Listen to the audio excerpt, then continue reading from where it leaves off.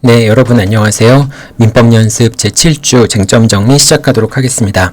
이번 주에는 취득시효에 대해 살펴볼 건데요. 지난 시간에 점유와 관련해서 취득시효와 관련된 내용들도 상당히 공부를 했었죠. 이번 시간에는 점유까지 포함해서 취득시효에 관한 전반적인 요건, 그리고 효과, 관련된 쟁점들에 대해서 살펴보도록 하겠습니다. 자, 취득시효 완성으로 한 소유권 이전 등기 청구권을 행사하기 위한 요건에 대해서 살펴보겠습니다. 취득시효 완성을 이유로 해서 소유권 이전 등기를 청구하기 위해서는 20년간 점유하였다는 사실을 입증하면 됩니다. 이것 자체가 요건 사실이고요. 이제 자주점유의 추정 같은 게 다 되기 때문에 자주점유가 아니라든지 하는 부분들은 뒤에서 보겠지만 다 항변 사유가 되는 것이고요. 점유자는 20년간 점유하였다는 점만을 입증하게 되면은 취득시효로 인한 소유권 이전 등기를 청구할 수 있습니다. 자, 이때 중요한 것은 기산점 같은 경우에는 당사자의 주장에 얽매이지 않고 법원이 직권으로 판단한다는 점입니다. 이 기산점 같은 경우에는 결과적으로 취득시효 완성 시점을 제3자한테 처분한 경우와 완성 후에 제3자한테 처분한 경우에 제3자의 이해관계가 달라지게 되죠. 그래서 이런 문제 때문에 기산점 같은 경우에는 법원이 직권으로 판단하고 당사자가 이제 주장하는 것에 구속되지 않는다라고 하는 겁니다. 그래서 이제 기산점 같은 경우에는 요건 사실이 아닙니다. 근데 취득시효 같은 경우에는 법원이 직권으로 판단할 수 없고 당사자의 주장에 구속될 수밖에 없죠, 법원이. 그래서 당사자가 주장하는 부분 자체는 요건 사실이기 때문에 법원이 그 주장을 받아들이든지 배척하든지만 할 수 있는 것이지 당사자가 주장한 시점과 다른 시점을 소멸시효의 기산점으로 할 수는 없습니다. 자, 그 다음에 취득시효 같은 경우에는 간접점유의 경우에도 취득시효가 인정이 될 수 있습니다. 예를 들면은 갑이 X 토지를 점유하고 있는데 자기가 소유자라고 점유하고 있는데 이거를 을에게 임차해 준 경우에 을이 임차인인 경우에 그때 을은 직접 점유자이고 갑은 간접 점유자가 되겠죠. 근데 이제 을 같은 경우는 당연히 소유의 의사가 없는 것이고요. 갑에게 만약에 소유의 의사가 있다라고 한다면은 을이 점유하는 기간까지 포함해서 X를 점유한 기간 20년간 점유하게 되면은 그러면 취득시효가 인정이 됩니다. 자, 근데 간접점유 같은 경우에는 지난 시간에 여기까지는 설명을 하진 않았는데 간접점유가 인정되기 위해서는 점유 매개관계가 성립해야 되죠. 근데 이 점유 매개관계가 성립하기 위해서는 이제 이게 간접점유자죠. 간접점유자와 직접 점유자 사이에 간접 점유자가 직접 점유자한테 반환을 청구할 수 있는 그런 법률 관계가 그래야지만 점유 매개 관계가 성립한다라고 할 수 있습니다. 즉, 간접 점유자가 직접 점유자한테 목적물의 반환을 받을 수 없는 경우에는 이 경우에는 점유 매개 관계가 성립할 수 없습니다. 간접 점유와 직접 점유라고 얘기할 수 없습니다.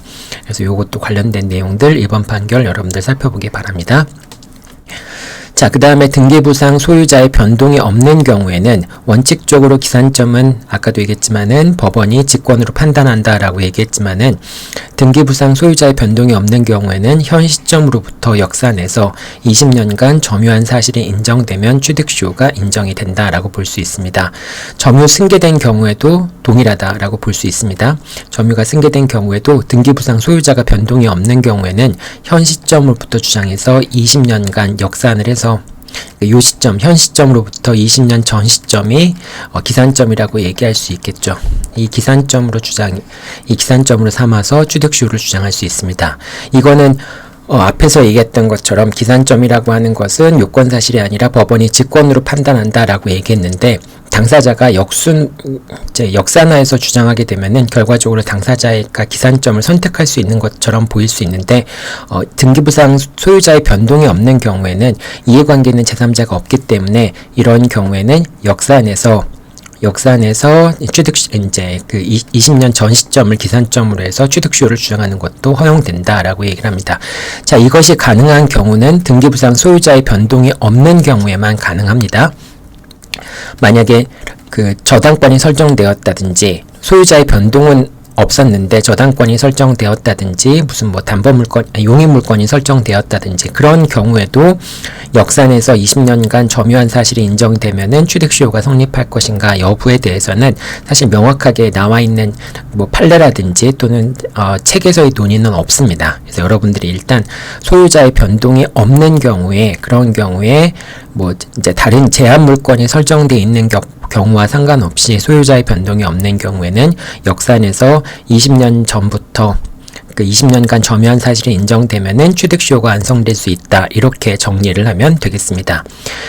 자, 그 다음에 이제 점유 같은 경우는 20년간 점유했을 때 전 점유자의 점유도 함께 주장할 수 있죠. 하자도 승계한다. 이거는 점유 부분에서 살펴봤던 것이고요. 상속으로 인한 점유 승계 같은 경우에는 상속인이 새로운 권한에 의해서 점유를 다시 개시하지 않는다면은 피상속인의 점유와 분리해서 자신만의 점유를 주장할 수 없고요. 그리고 피상속인의 점유의 태양은 상속인에도 그대로 이제 승계가 된다라고 생각하면 되겠죠. 자, 그 다음에 자신의 소유물에 대해서 취득시효가 인정될 수 있는가라고 하는 부분인데 원칙적으로는 자신의 소유물이라고 할지라도 취득시효가 인정이 됩니다. 다만 부동산에 관해서 적법하고 유효한 등기를 하고 소유권을 취득한 사람이 자기의 소유의 부동산을 점유하는 경우에는 특별한 사정이 없다면은 그러한 점유는 취득시효의 기초가 되는 점유라고 할 수 없다. 점유 취득시효라고 하는 것은 점유 상태가 오랜 시간 동안 지속되면은 그 점유 상태를 보호하기 위한 차원에서 인정되는 것인데, 그러니까 등기를 하고 자기 소유물처럼 이제 소유권을 취득했고 그런 상태에서 점유하고 있는 사람이라고 한다면은 그러한 사람의 점유는 취득시효의 기초가 되는 점유라고 할 수 없다는 것이죠. 자, 이 얘기가 어디서 나오냐면은 요 사행위 취소의 경우에 나옵니다. 매도인의 채권자가 매수인을 상대로 제기한 사행위 취소송에서 승소하였지만 10년이 경과한 후에 등기의 말소를 청구하는 경우가 있을 수 있죠. 여러분, 사행위 취소라고 하는 것은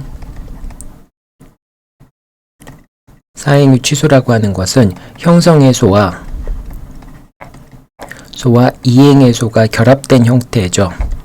그래서 형성해소라고 하는 것은 사행위를 취소한다라고 하는 그런 소송이고요. 그 다음에 이행해소라고 하는 것은 원상회복을 청구하는 것이죠. 보통은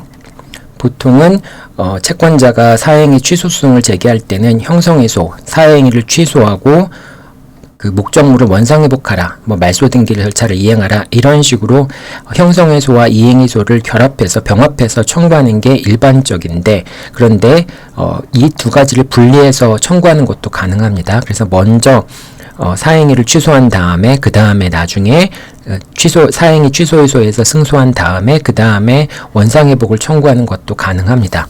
이 사안에서는 먼저 그 사행위가 취소된 다음에 그 다음에 바로 말소를 했으면 상관없는데 10년이 경과한 후에 등기에 말소를 청구하는 경우입니다. 자, 그랬을 때 이렇게 되는 거죠.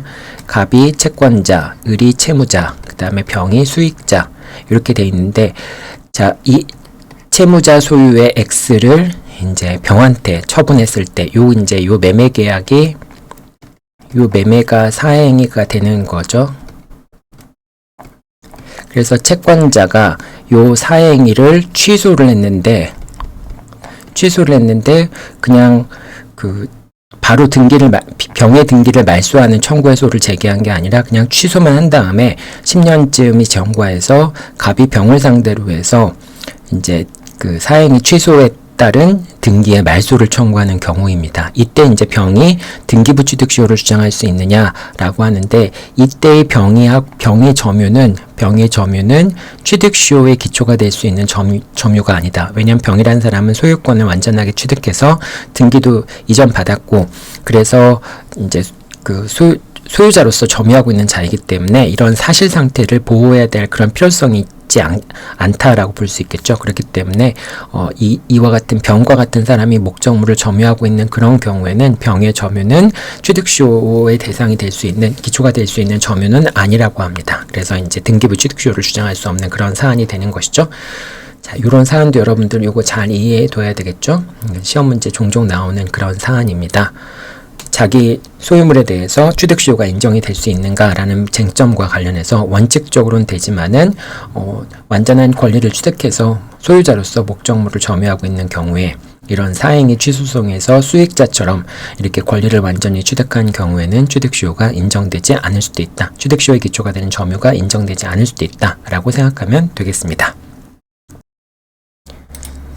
자, 다음으로 취득시효에 대해서 취득시효의 청구 원인이 입증되었을 경우에 상대방이 할 수 있는 항변이 무엇인가 살펴보도록 하겠습니다. 먼저 상대방 같은 경우에는 점유자의 점유가 소유의 의사로 점유한 것이 아니다. 즉 자주점유의 추정이 깨어진다라고 하는 타주점유의 항변을 할 수 있겠죠. 그래서 자주점유는 추정이 되고 자주점유의 추정을 깨뜨리고 타주점유를 입증하게 되면은 그럼 취득시효가 성립하지 않았다라고 하는 항변을 할 수 있겠죠. 자, 그러면은 이 타주점유인 것을 어떻게 입증할 수 있느냐? 보통은 소유의 의사가 없는 권한을 기초로 해서 점유를 개시했다라고 하는 점이 입증이 되거나 또는 소유자라면 통상 취하지 아니할 행동을 하거나 또는 소유자라면 당연히 취해야 할 행동을 하지 않은 경우에 이런 경우에 소유의 의사가 없다라고 하는 점에 대한 입증이 성공했다라고 얘기할 수 있겠죠. 이런 경우가 구체적으로 어떤 경우인지는 모르지만은 판례에서 또는 교과서에서 계속 반복해서 나오는 말이죠. 근데 여기에 해당하는 판례를 본 적은 없는 것 같습니다. 근데 보통 이제 자주점유의 추정이 깨어지는 경우는 소유의 의사가 없는 권한을 바탕으로 점유를 개시한 경우, 이런 경우에 소유의 자주점유의 추정이 깨어진다라고 하는 일반적인 경우가 여기에 해당하는 경우이죠. 그래서 여러분들이 주의할 것은 여기에 해당하는 경우가 어떤 경우인지를 암기해 두는 게 중요하겠죠. 자, 그래서 소유의 의사가 없다라고 볼 수 있는 경우는, 추정이 깨어지는 경우는 어떤 경우이냐? 첫 번째는 악의의 무단점유임이 입증된 경우, 지난 시간에 설명을 했었죠. 그 다음에 두 번째는 명의수탁자의 점유임이 입증된 경우, 명의수탁자는 소유권을 취득할 수 없겠죠. 물론 이제 계약 명의신탁 같은 경우에는 계약 명의신탁 같은 경우에는 수탁자가 소유권을 매도인이 선이라고 한다면은 수탁자가 소유권을 취득하게 되니까 이런 경우에는 자주점유, 타주점유라는 게 문제될 여지가 없죠. 자, 명의수탁자의 점유임이 입증된 경우, 양자 간 명의신탁이라든지 3자 간 명의신탁 같은 경우에 그 점유하고 있는 사람이 명의수탁자라고 하는 사실이 입증이 된다면은 그러면 자주점유의 추정이 깨어진다라고 얘기할 수 있고요. 그 다음에 소유권 이전 등기를 마친 매도인의 점유도 역시 타주점유가 된다라고 볼 수 있습니다. 매매 계약이 무효임을 알고 점유를 개시한 경우에는 그러면 역시 타주점유, 소유의 의사가 없다라고 볼 수 있습니다. 그런데 이 무효가 사후적으로 무효라는 것을 알게 된 경우에는 추정이 깨어지지 않습니다. 그래서 처음부터 무효임을 알고 목적물을 점유한 경우에 자주점유의 추정이 깨어진다는 것이고요. 사후적으로 알게 된 경우에는 그런 경우에는 자주점유의 추정이 깨어지지 않는 겁니다. 자, 그 다음에 등기 원인이 입증되지 않았다고 하더라도 추정은 깨어지지 않습니다. 그래서 내가 등기를 취득하게 된 원인을 주장했는데 예를 들면은 증여계약을 통해서 내가 소유권 이전 등기를 받았다라고 하는 점이 증여계약을 통해서 목적물을 점유하고 있다. 또는 매매계약을 통해서 목적물을 점유하고 있다. 이렇게 주장을 했는데, 그런데 등기 원인이 아니라 점유의 원인이 되겠죠. 점유의 원인을 여러분들 수정하기 바랍니다. 점유를 하게 된 원인을 입증하지 못한 경우에, 그렇다고 하더라도 증여계약이라든지 매매를 통해서 점유를 하게 되었다라고 주장을 했는데, 이런 증여계약이나 매매계약 같은 게 입증되지 않는다고 하더라도 자주점유의 추정은 깨어지지 않는다라고 하는 겁니다. 결과적으로 이 점유가 자주점유가 아니라는 점은 다른 사실들을 통해서 입증을 해야 되겠죠. 자, 그 다음에 타주점유에서 자주점유로 전환하는 재항변을 할 수도 있는데요. 그러니까 만약에 점유자의 점유가 타주점유이다. 즉 상대방이 소유자가 타주점유임을 입증하는 이런 입증에 성공했을 때, 그래서 자주점유의 추정이 깨어질 때 결과적으로 점유자의 점유는 타주점유라고 볼 수가 있겠죠. 근데 그 타주점유가 됐을 때 다시 타주점유가 자주점유로 전환되었다라고 하는 항변을 할 수도 있습니다. 어떤 경우가 그러냐? 새로운 권한에 의해서 소유의 의사로 점유를 개시한 경우가 그렇고요. 그 다음에 점유를 이전해준 자에게 소유의 의사가 있다는 점을 표시한 경우, 이런 경우에도 역시 자주점유로 전환이 될 수 있습니다. 다만 실제로 이런 경우들이 인정되는 경우들이 판례에서 발견되는 경우는 거의 없어요. 근데 이렇게 될 가능성이 있다라고 하는 것만 여러분들이 기억해 두면 되겠습니다. 그래서 이제 그 소유의 의사를 표시한 경우에 그때는 이제 타주 점유가 자주 점유가 될 수 있다라고 하는 건데, 뭐 예를 들면은 타주 점유자가 소유권 보존 등기를 하고 그 목적물의 점유물에 대해서 소유권 보존 등기를 하였다라고 하면은, 그러면 소유자에 대해서 소유의 의사가 있다는 점을 표시한 걸로 볼 수 있겠는가? 우리가 그렇게 뭐 소유권 보존 등기를 했으니까 그런 의사를 표시했다 이렇게 이제 생각을 할 수도 있는데, 판례는 타주 점유자가 소유권 보존 등기를 한 것만 가지고는 소유자한테 소유의 의사를 표시한 것이라고 인정되지 않는다고 합니다. 그래서 결과적으로 타주 점유이지만은 자주 점유로 전환되는 경우가 인정되는 경우는 거의 없는데, 어쨌든 이 두 가지 경우에 자주 점유로 전환될 수 있다라고 생각하면 되겠습니다. 자, 그 다음에 공유관계와 취득시효의 문제인데요. 자, 공유자 1인이 공유물 전부를 점유하고 있다면은, 이제 공유물 전부를 점유하고 있다면은 다른 공유자의 지분 비율 범위 내에서 타주 점유에 해당하는 겁니다. 자, 따라서 갑과 을과 병이 각각 3분의 1 지분으로 X 부동산을 공유하고 있다라고 했을 때, 만약에 갑이 X를 단독 점유하고 있다. 단독 점유하고 있을 때 소유의 의사가 인정이 된다면은 나중에 을의 3분의 1 지분과 병의 3분의 1 지분에 대해서 갑이 취득시효를 주장해 볼 수 있는가라는 부분이 문제가 될 수 있겠죠. 자, 그런데 공유자 1인이 공유물 전체를 다 배타적으로 점유하고 있는 경우에, 그런 경우에 공유자는 자기가 공유자로서 공유자라는 걸 알기 때문에 다른 지분권자들이 있다는 걸 알고 있는 거잖아요. 자, 그렇기 때문에 다른 지분권자의 범위 내에서는 타주 점유에 해당한다. 그러니까 을의 지분 3분의 1 지분에 대해서 또는 병의 3분의 1 지분에 대해서는 타주 점유에 해당한다라고 보면 됩니다. 결과적으로 갑이 20년 동안 공유물을 점유하더라도 을과 병에게, 다른 공유자인 을과 병에게 취득시효를 주장할 수 없다라고 하는 겁니다.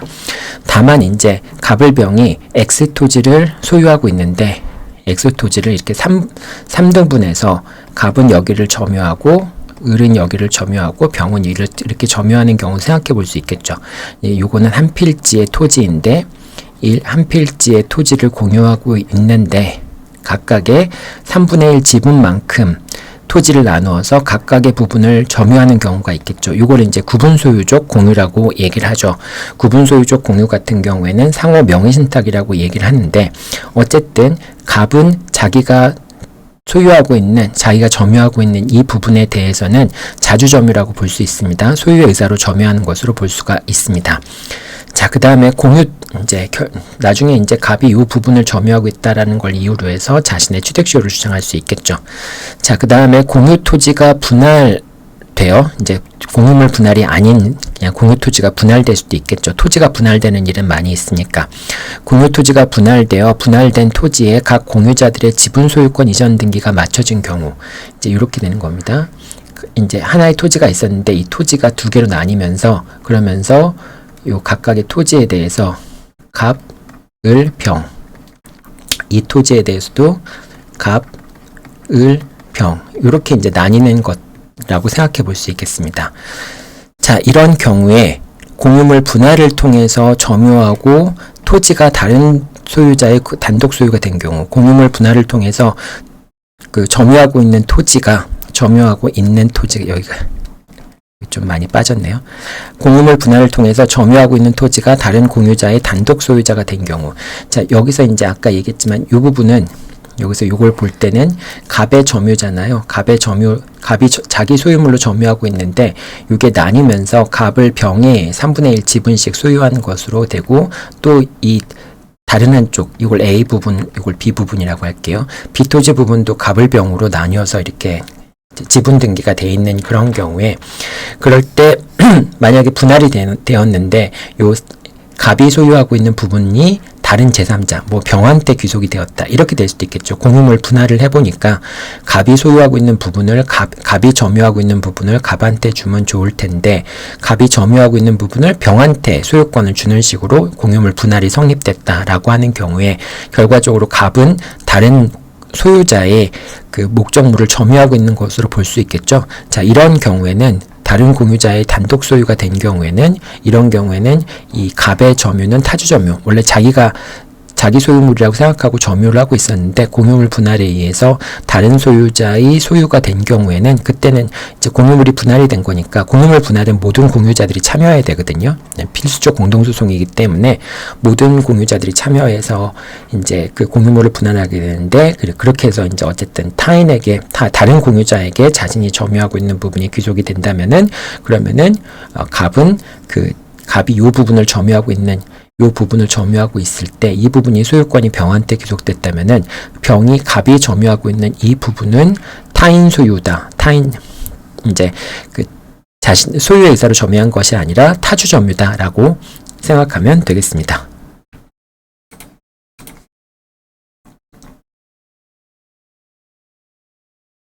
자, 계속해서 자주점유의 추정이 깨어지는 경우 살펴보겠습니다. 자, 계약 명의신탁 같은 경우에, 아까 이제 앞에서 설명했듯이 명의신탁 같은 경우에 명의수탁자가 점유하는 거는 타주점유라고 얘기를 했잖아요. 근데 이제 계약 명의신탁 같은 경우는 좀 이제 약간 좀 더 복잡한데요. 먼저 계약 명의신탁에서 신탁자에게 명의신탁자가 점유하고 있는 경우가 있을 수 있겠죠. 이때 명의신탁자의 점유는 타주점유라고 할 수 있습니다. 이렇게 이제 갑이 신탁자, 그 다음에 을이 매도인, 그 다음에 병이 수탁자이면서 매수인, 이렇게 돼 있을 수 있겠죠. 그래서 X에 대해서 을과 병이 매매 계약을 체결하게 됩니다. 자, 매매 계약을 체결했는데, 그러면 이제 을이 선의인 경우라고 한다면은 병이 X에 대한 소유권을 취득을 하겠죠.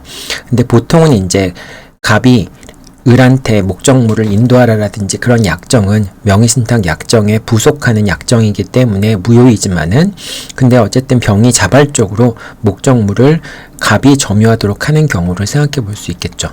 자, 이런 경우에 만약에 병이 갑에게 사용하도록 한다면은 당연히 갑의 자금으로 병이 매수한 거니까 병이 갑한테 목적물의 점유를 이전해 주면서, 즉 갑이 점유하도록 하면서 사용료를 받는 경우는 생각해 보기 어렵겠죠. 자, 근데 어쨌든 병이 갑한테 X를 사용하도록 맡긴다라고 하는 것은 기본적으로 이 법률 관계를 뭐라고 생각할 수 있을까요? 이거는 사용대차라고 생각할 수밖에 없죠. 왜냐하면 병이 대가를 받지 않고 목적물을 갑이 사용하도록 하는 거니까 사용대차라고 생각할 수밖에 없습니다. 자, 사용대차라고 한다면은 갑은 당연히 타주점유가 될 수밖에 없죠. 자, 그리고 사용대차 계약이 성립한 것이 인정이 되지 않는다고 할지라도 지금 갑이라고 하는 사람은 자신이 소유권을 취득할 수 없다라고 하는 걸 알고 있죠. 자, 그 다음에 매매 계약의 당사자도 아니죠. 매매 계약의 소유권을 취득할 수 있는 지위도 아니죠. 자, 그렇기 때문에 갑은 타인의 소유권을 배척하고 소유를 하고자 하는 그런 소유의 의사가 있다라고 얘기할 수 없습니다. 그렇기 때문에 갑의 점유는 타주점유다라고 생각하면 되겠습니다. 자, 그 다음에 이제 여러분들 요거는 이제 갑이 직접 점유하고 있는 경우를 얘기하는 거예요. 병이 간접 점유를 하고 있고 갑이 직접 점유하고 있는 경우를 얘기하고 있는 것이고요. 자, 그때 이제 갑의 직접 점유 같은 경우에는 사용대차 계약에 따른 이제 그런 또는 이제 명의신탁 약정에 따라서 이제 점유하고 있도록 해주는 거니까 그때 갑의 점유는 소유자의 의사에 따른 점유라고 볼 수가 없다라고 하는 점이죠. 자, 그 다음에 이제 폭력 은비에 의한 점유, 이제 그 평온 공연한 점유라고 하는 것은 이제 평온 공연성과 공연성은 추정이 되죠. 추정이 되는데, 자, 근데 이게 이제 어떤 경우에 깨어지냐라고 하는 건 당연히 이제 폭력을 사용했거나 또는 몰래 한 점유 같은 경우에 깨지는 것이고요. 이제 여기서는 폭력 은비 점유의 추정이 깨어지지 않는 경우가 어떤 경우인지를 오히려 더 살펴봐야 되는데, 소유자가 토지에 대한 반환 청구를 했다라고 했을 때, 이렇다고 해서 취득시효는 중단될 수 있지만 그렇다고 평온한 점유, 공연한 점유라고 하는 성격이 그 추정이 번복되는 건 아니다라고 생각하면 됩니다. 자, 그 다음에 점유가 중단되었다라는 주장을 할 수도 있는데요. 원래 점유라고 하는 것은 A 시점과 B 시점에 점유하고 있다는 사실이 입증이 된다면은 A 시점부터 B 시점까지 계속해서 점유하고 있다는 점이 추정이 되죠. 자, 그런데 이제 그 소유자가 일정 기간 동안에 점유자가 점유를 하고 있지 않았다라고 하는 점을 입증한다면은 그 기간은 당연히 점유취득시효 기간에서 제외를 해야 되겠죠. 그래서 그 기간 이제 제외가 돼야 되는데, 어쨌든 양 시점에서 점유하고 있다는 사실이 입증이 되면은 점유의 계속은 추정된다라고 생각하면 되고요. 이 추정을 번복하기 위해서는 상대방이 점유를 하지 않은 기간이 있다라고 하는 것을 입증해야 되겠죠. 자, 그 다음에 취득시효의 중단인데요.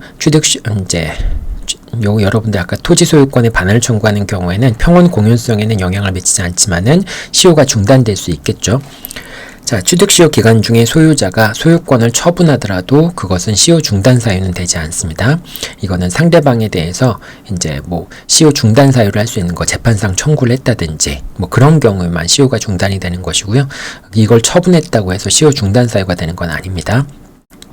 자, 공유자 1인의 건물 철거와 토지의 반환을 하는데 이 청구를 재판상 청구하는 경우에 해당 공유자에 대해서만 시효 중단의 효력이 있습니다. 예를 들면은 갑이 2분의 1 지분을 갖고 있고 을이 2분의 1 지분을 가지고 X토지를 공유하고 있는데 병이 이 토지 위에 건물을 건축하여, 자, 건물을 건축했으니까 이 토지는 병이 점유하고 있다라고 볼 수 있겠죠. 병의 점유라고 볼 수 있겠죠. 병이 점유하고 있는 경우에 갑이 병에게 건물의 철거와 토지의 반환을 청구하려면 갑에 대한 관계에서 반환을 청구하게 되면은 이제 이거는 이제 경우에 갑이 병에게 이제 무단으로 건물을 이제 지은 병에 대해서 갑이 자신의 지분 범위 내에서 건물의 철거와 토지의 반환을 청구하는 경우에, 그런 경우에 또는 갑이 이제 보존행위로서 건물의 철거와 토지의 반환을 청구하는 경우에, 그런 경우에 결과적으로 갑의 지분에 대한 취득시효는 중단이 됩니다. 하지만 그렇다고 해서 이제 공유물의 보존행위를 했다고 해서 을의 지분에 대한 취득시효까지 중단되는 것은 아니라고 하는 겁니다. 따라서 갑이 병에 대해서 건물의 철거와 토지의 반환을 청구하게 되면은, 그럼 이제 병은 갑의 지분 범위 내에서 건물의 철거와 토지의 반환을 하라라고 하는 그런 이제 판결을 하게 되는데요. 자, 그렇게 되면은 갑에 대해서는 취득시효가 중단이 되는데 을에 대해서는 취득시효가 중단이 되지 않아서 나중에 병은 갑에 대해서는 2분의 1 지분에 대한 취득시효를 주장할 수 없지만은 을에 대해서는 2분의 1 지분에 대한 취득시효를 주장할 수 있습니다. 그 다음에 소유자의 채권자가 부동산을 가압류한 경우에는 취득시효의 중단 사유가 되지 않습니다. 이건 뭘 얘기하는 거냐면은 갑이 소유자이고 을이 점유자인 경우에, 을이 점유자인 경우에 소유자가 을을 상대로 해서 뭐 이제 건물의 철거라든지 토지의 반환 또는 뭐 어쨌든 물권조 청구권 행사에서 점유물의 반환을 청구하는 경우에는 당연히 취득시효가 중단이 되죠. 이 X라는 물건에 대해서. 그런데 갑의 채권자인 병이 이 X를 강제 집행하기 위해서 가압류했다라고 하는 것은, 이 가압류했다고 해서 을의 점유에 대한 이제 을이 점유하고 있는 것에 대해서 소유자가 권리를 행사했다라고 볼 수는 없겠죠. 이거는 그냥 채권자가 오히려 강제 집행을 하기 위해서 가압류한 거니까. 따라서 이런 경우에는 채권자가 이 점유 목적물을 가압류했다고 해서, 그렇다고 해서 을의 취득시효가 중단되는 건 아니다라고 하는 점도 잘 기억하기 바랍니다. 자, 그 다음에 시효이익의 포기인데요. 취득시효가 완성이 되었지만은 점유자가 시효이익을 포기했다라고 한다면은 결과적으로 점유자가 소유자한테 소유권 이전 등기를 청구할 수 없겠죠. 자, 점유 부동산을 매도하여 점유를 상실하더라도 시효이익의 포기로 인정되지 않으며 취득시효 완성을 주장하는 것이 가능하다. 자, 점유 부동산을 매도해서, 그러니까 갑이 역시 마찬가지로 소유자, 을이 점유자인데, 이 점유자가 X부동산을 점유하고 있는데 요 취득시효가 완성이 된 다음에 이거를 병한테 팔았다라고 했을 때 을은 이제 점유를 더 이상 갖고 있지 않잖아요. 그렇더라도 이제 을은 여전히 갑에 대해서 취득시효 완성을 원인으로 해서 소유권 이전 등기를 청구할 수 있죠. 자, 점유를 이전받은 병은 을 상태에서 취득시효가 이미 완성되었기 때문에 더 이상 자신의 취득시효를 주장할 수는 없게 되겠죠. 을의 점유를 승계하더라도 병은 자신의 취득시효 완성을 주장할 수 없고 오로지 이제 을을 대위해서 갑에게 취득시효 완성을 원인으로 한 소유권 이전 등기를 청구한 다음에 다시 소유권 이전 등기를 받거나 그렇게 할 수밖에 없는 거죠. 자, 이렇게 점유자가 부동산을 매도해서 제3자에게 인도를 하고 점유 취득시효 완성 당시에 점유자가 점유를 상실하게 되는 경우에는, 그런 경우에는 이제 그 을의 취득시효 완성으로 인한 소유권 이전 등기 청구권, 이게 시효 이익의 포기로 인정되지 않는 이상은 을은 여전히 갑에게 취득시효 완성을 이유로 해서 소유권 이전 등기를 청구할 수 있고, 그리고 그 소유권 이전 등기 청구권은 을이 점유를 상실했으므로 소멸시효가 진행된다라고 볼 수 있겠죠. 소멸시효 부분도 여러분들 같이 기억해 두기 바랍니다. 그래서 이 경우에 이제 을이 점유하고 있다가 제3자한테 이전했을 경우에 을은 시효이익의 포기로 인정되지 않는 이상은, 이제 병한테 점유를 포기한 것이 시효이익의 포기로 인정되지 않는 이상은 여전히 을은 갑에게 취득시효 완성을 이유로 하는 소유권 이전 등기를 청구할 수 있고, 다만 그 소유권 이전 등기 청구권은 을이 점유를 상실했으니까 목적물을 점유하고 있는 동안에는 소멸시효가 진행되지 않지만은 제3자한테 인도한 다음에 점유를 상실한 경우에는 소유권 이전 등기 청구권도 소멸시효가 진행된다라고 생각하면 됩니다. 자, 그 다음에 취득시효가 완성된 다음에 점유자가 소유자에 대해서 그 목적물을, 자기가 취득시효 완성된 목적물에 대해서 이제 그 완성된 걸 모르고 매매계약에 청약을 하였거나 경계 침범한 건물에 철거하겠다라고 약속한 경우에도, 이것은 취득시효가 완성되었음을 알고서 저런 청약을 하였거나 아니면 건물을 철거하겠다는 의사를 표시한 경우라면 당연히 시효이익의 포기라고 볼 수 있는데요. 단순히 이런 사실이 있다는 것만 가지고는 시효이익의 포기가 있다라고 인정하기는 어렵습니다. 자, 그 다음에 이제 6번째 항변은 어떤 항변이 있냐? 이제 소유자 같은 경우는 소유권 이전 등기 의무가 불가능하게 되었다라는 주장을 할 수도 있습니다. 어떤 경우가 그러냐면은, 소유자가 소유권을 처분한 경우에 소유권 이전 등기 의무, 취득시효 완성을 원인으로 하는 소유권 이전 등기 의무는 불능이 됩니다.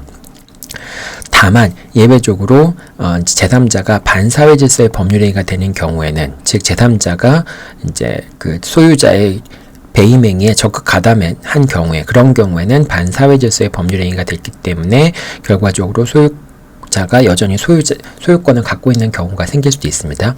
예를 들면은 이제 갑이 소유자이고 을이 점유자인데 취득시효가 완성됐습니다.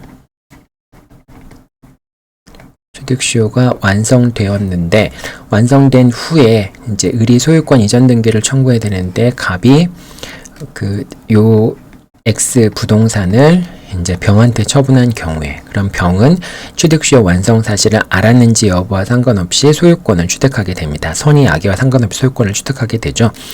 자, 그런데 이제 만약에 병이 갑이 소유권 이전 등기 의무를 부담하고 있다는 걸 알면서도 그 갑의 배임행위에 적극 가담한 경우에는 갑과 병 사이의 매매 계약이 반사회 질서의 법률 행위로 인정이 될 수 있겠죠. 자, 그렇게 되면은 결과적으로 병은 소유권을 취득할 수 없게 되고, 여전히 을은 갑에 대해서 소유권 이전 등기를 청구할 수 있게 되겠죠. 그래서 을은 취득시효 완성을 원인으로 하는 소유권 이전 등기 청구권을 피보전 권리로 해서 갑이 병에 대해서 갖고 있는 반사회 질서의 법률행위지만은 어쨌든 말소 등기 청구할 수 있는 걸 대위행사에서, 이걸 이중매매 법리와 동일한 법리가 적용이 되겠죠.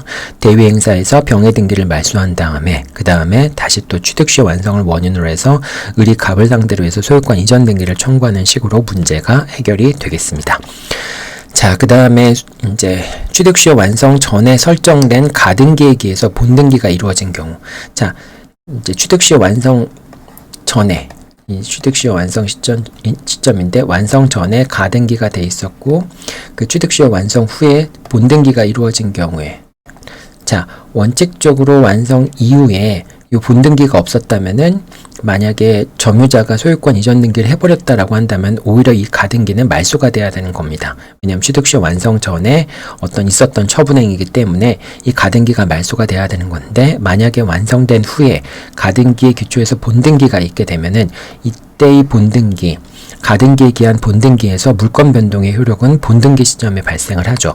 다만 순위만 가등기 시점으로 소급하는 것 뿐이니까, 그러니까 이 본등기 시점에 결과적으로 처분행위가 있었던 것이고 취득시효 완성 후에 본등기가 이루어졌다라고 한다면은 결국은 점유자가 소유권을 취득한 자에게 더 이상 취득시효를 주장할 수 없게 되죠.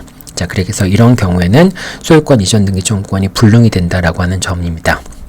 요거는 이제 항상 나오는 얘기인데, 가등기에 기한 본등기 같은 경우에는 본등기 시점에서 물권 변동의 효력이 발생하는 것이지 가등기 시점에 물권 변동의 효력이 발생하는 건 아니죠. 그렇기 때문에 본등기가 취득시효 완성 후에 있었다면은 취득시효 완성 후에 처분행위가 있는 것으로 볼 수가 있습니다.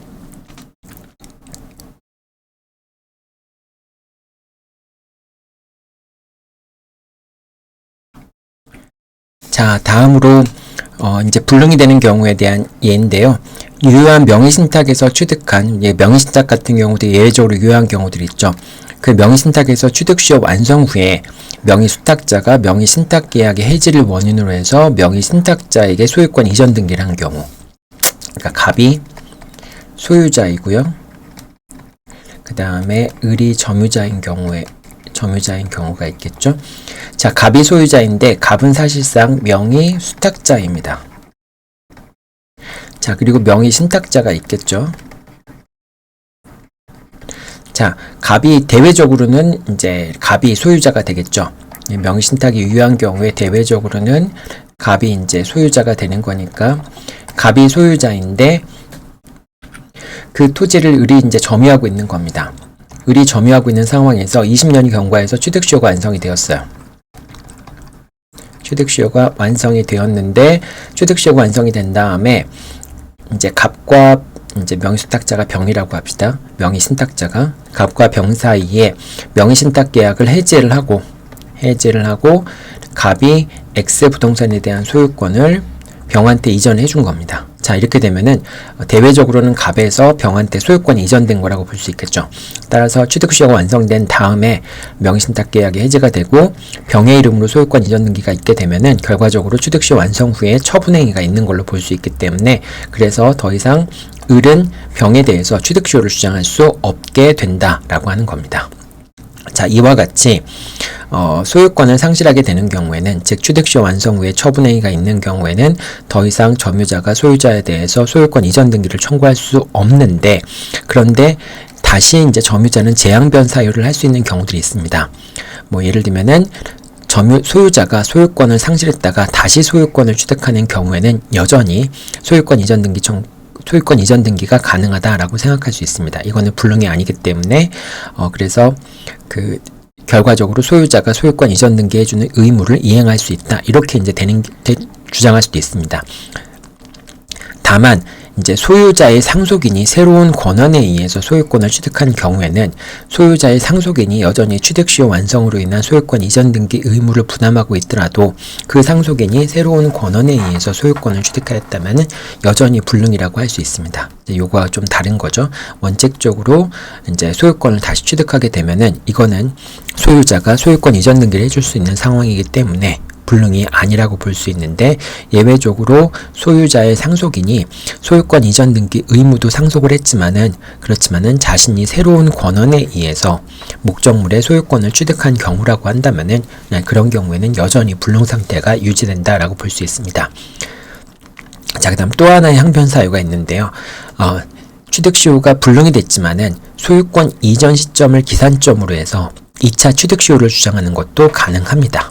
그래서 소유자가 내가 목적물을 처분했기 때문에 더 이상 나한테 취득시효를 주장할 수 없다라고 하는 경우에는 새로운 소유자가 소유권을 취득한 시점을 기산점으로 삼아서 다시 2차 취득시효, 20년이 경과하게 되면은 점유 취득시효를 다시 주장할 수 있게 됩니다. 이런 재항변을 해볼 수도 있겠죠. 자, 그 다음에 이제 항변 사유들 쭉 살펴보는 겁니다. 취득시효 완성 후에 이제 소유권 이전 등기 청구권이 소멸시효가 완성되었다는 항변을 해볼 수도 있습니다. 즉 취득시효 완성 후에 뭐 이제 점유자가 점유를 상실하고 나서 10년이 경과했다라고 하는 경우에는 소유권 이전 등기 청구권의 소멸시효가 완성이 되어서 소멸되었다라고 볼 수 있겠죠. 자, 매수인의 소유권 이전 등기 청구권 같은 경우에는 매수인이 점유를 계속하고 있거나 또는 제3자한테 이전을 하는 경우라고 하더라도 계속해서 소멸시효가 중단이 되죠. 근데 취득시효 같은 경우에는 점유를 상실하게 되면은 소유권 이전 등기 청구권의 소멸시효가 진행이 된다라고 생각하면 되겠습니다. 자, 점유를 상실한 때부터 소멸시효가 진행이 되는 거죠. 자, 그 다음에 이제 취득시효 완성 전후에 소유자의 처분행위가 어떻게 처리되는지 한번 살펴보겠습니다. 취득시효 완성 전에 소유자가 한 처분행위 같은 경우는 뭐 전혀 이제 그 취득시효 완성과 상관이 없습니다. 취득시효 완성된 후에 점유자가 취득시효를 원인으로 해서 소유권 이전 등기를 마치게 되면은 모두 무효이다. 처분행위, 예를 들면 이제 이 처분행위라고 하는 것은 첫 번째 이제 소유권을 처분한 경우가 있을 수 있겠죠. 자, 소유권을 처분한 경우에는 취득시효 완성 당시에 소유자에게 취득시효 완성의 효과를 주장하면 되니까 이거는 문제될 게 없고요. 그 다음에 이제 제한물권을 설정한 경우들을 생각해 볼 수 있겠죠. 자, 제한물권을 설정해 놓은 경우에 나중에 취득시효가 완성이 되어서, 그러니까 이제 취득시효 완성되기 전에 제한물권이 설정된 경우에, 또는 뭐 가등기가 설정된 경우에, 또는 가압류가 된 경우에, 자, 그 경우에 취득시효 완성 후에 점유자가 소유권 이전 등기를 하게 되면은 취득시효 완성 전에 설정돼 있던 이런 제한물권들, 이것들은 다 무효가 됩니다. 왜냐하면 취득시효 완성의 효과는 소급효가 있기 때문에 그렇습니다. 취득시효의 소유권 취득의 효력은 점유를 개시한 때로부터 소급하기 때문에 결과적으로 점유자가 소유권 이전 등기를 마치게 되면은 이 취득시효 기간 중에 설정돼 있던 소유자가 설정한 제한물권, 이런 것들은 다 무효가 된다라고 생각하면 되겠습니다.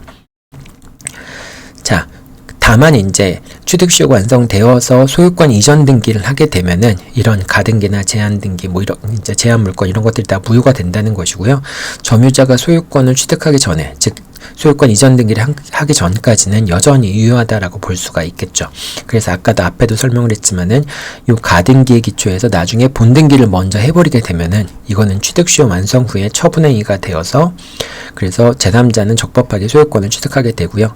이 가압류가 취득시효 완성 전에 설정돼 있다 할지라도 점유자가 소유권 이전 등기를 하지 않으면은 이 가등기 자체는 무효라고 볼 수 없으니까 이 가등기에 기초한 본등기도 역시 무효라고 할 수 없는 겁니다. 그리고 요거는 본등기 시점이 결과적으로 취득시 완성 후니까 취득시 완성 후의 처분행위에 대해서는 점유자가 취득시 완성의 효과를 주장할 수 없죠.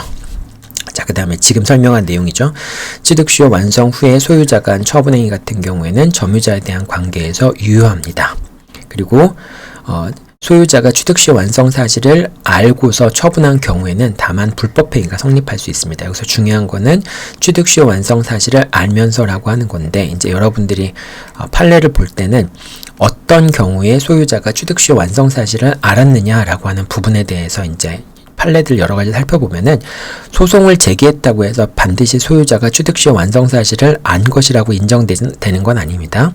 다만 이제 소유자가 취득시효 완성을 원인으로 한 소유권 이전 등기 청구 소송이 제기되었고 자기가 이제 그런 취득시효 완성에 대한 사실을 알고 있는 경우 사정이 있다라고 한다면은 그런 경우에는 불법행위가 성립될 수 있다라고 본 경우도 있어요. 하지만은 소송이 제기됐다고 해서, 즉 취득시효 완성을 원인으로 한 소유권 이전 등기 청구 소송이 제기되었다고 해서 당연히 불법행위가 성립하는 건 아닙니다. 자, 이렇게 되고요.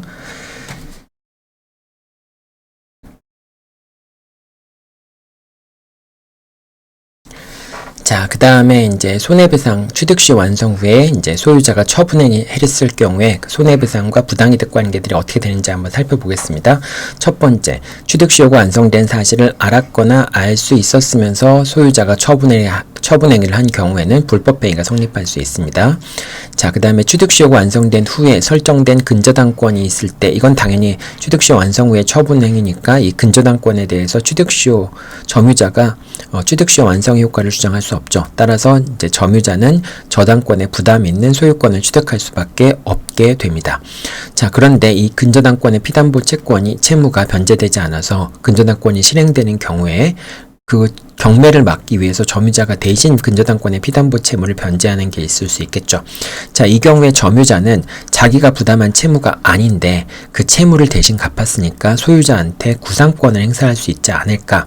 그 구상권의 근거는 부당이득 반환 청구권이거나 또는 사무관리에 따른 비용상환 청구권이 구상권의 근거가 될 수 있겠죠. 자, 이 부당이득 반환 청구권이나 사무관리에 따른 비용상환 청구권의 근거에서 점유자가 소유자를 상대로 해서 부당이득 반환을 청구할 수 있지 않는가라는 이제 생각을 해볼 수가 있을 겁니다.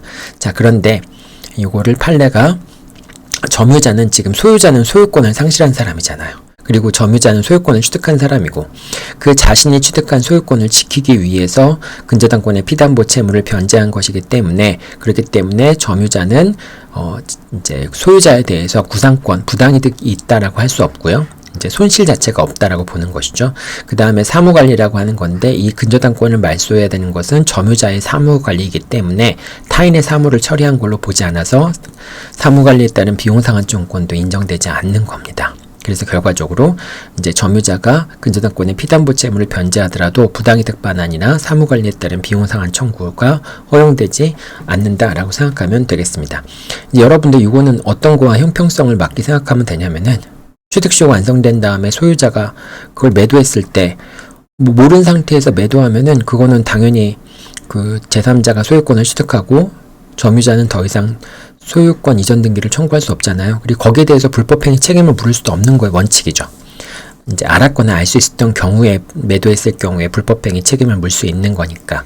그래서 그렇게 이제 이 소유권을 처분한 경우와 근저당권이 설정돼 있는 경우에 피담보 채무를 변제한 경우가 이익 관계상 형평성에 맞지 않는 게 아니죠. 이제 그렇게 해서 판례는 이제 부당이득 반환 청구나 사무관리에 따른 비용상환청구는 행사할 수 없다라고 합니다. 다만 소유자가 취득시효가 완성되었음을 알면서도 근저당권을 설정한 경우에는 불법행위로 인한 손해배상 청구권을 행사하는 것은 가능합니다. 만약에 소유자가 모르면서 근저당권을 설정했다면 그 불법행위로 인한 손해배상 청구권을 행사하는 것도 허용되지 않겠죠. 자, 그 다음 세 번째인데요. 취득시효가 완성되었다면 소유권 이전 등기가 마쳐지지 않았다 할지라도 즉 갑이 소유자이고 을이 점유자일 때 취득시효가 완성되었는데 아직 이제 소유권 이전 등기가 안 돼 있으면은 X 부동산은 을이 점유하고 있지만 갑의 소유라고 볼 수 있겠죠. 자, 그러니까 갑이 을한테 취득시효가 완성된 다음에 너는 소유자가 아니니까 부당이득 반환을 해라. 뭐 이제 이런 청구를 하는 경우들이 생각해 볼 수 있겠죠. 자, 그런데 오히려 취득시효가 완성이 되면은 갑은 을한테 소유권 이전 등기를 해줘야 될 의무를 부담하고 만약에 을의 이름으로 소유권 이전 등기가 있게 되면은 점유를 개시한 시점에 소급해서 을이 소유자가 되는 상황인데 이때 갑이 을한테 단순히 아직 소유권 이전 등기를 하기 전이라고 해서 부당이득 반환 청구하는 것은 타당하지 않겠죠. 자, 그렇기 때문에 이런 경우에는 이제 소유권 이전 등기가 마쳐지지 않았고 아직 소유자가 아니라고 할지라도 소유자는 점유자에게 소유물 반환 청구권이나 부당이득 반환 청구권을 행사할 수 없다라고 보면 되겠습니다. 어차피 소유권 이전 등기를 마치게 되면 등기는 소유권 취득은 소급표가 있기 때문에 점유 개시 시점으로 소급해서 소유권 취득의 효력이 있잖아요. 이제 그렇기 때문에 소유자가 이 부당이득 반환이나 아니면은 소유물의 반환을 청구하는 걸 허용할 필요는 없겠죠. 자, 그 다음에 취득시효 완성된 후에 이제 소유자가 목적물을 제3자한테 처분한 경우에 이 목적물을 제3자한테 처분한 경우에 그럼 더 이상 을은 병한테 취득시효를 주장할 수 없게 되고 병은 소유권을 적법하게 취득할 수 있게 되겠죠. 자, 그런데 을이 갑한테 더 이상 소유권 이전 등기를 청구할 수 없게 되겠지만 갑은 병에 대해서 매매대금 채권을 갖게 되잖아요. 매매대금 채권을 갖게 되는데 그럼 이 매매대금 채권에 대해서 을이 대상 청구권을 행사할 수 있겠는가라는 부분이 문제가 될 수 있는데요.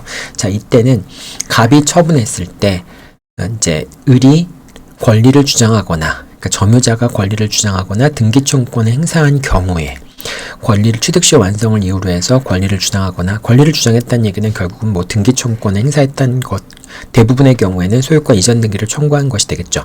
자, 이렇게 취득시효가 완성된 다음에 권리를 주장했을 경우 즉 소유권 이전 등기를 청구했음에도 불구하고 갑이 제3자한테 파는 경우에는 그때는 당연히 불법행위로 인한 손해배상 청구 소송을 할 수도 있죠.